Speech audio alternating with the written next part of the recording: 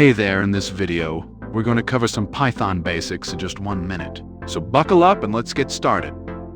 Python is a popular high-level programming language used for various purposes.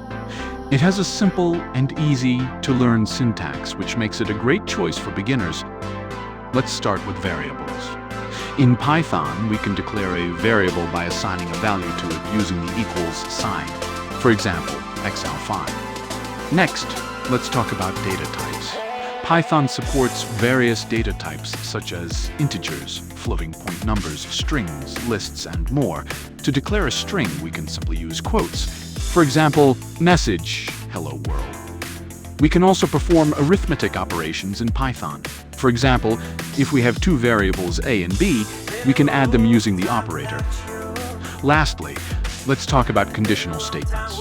These are used to execute code based on certain conditions.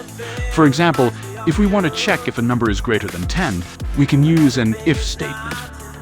And that's it for Python basics in 1 minute. Thank you for watching.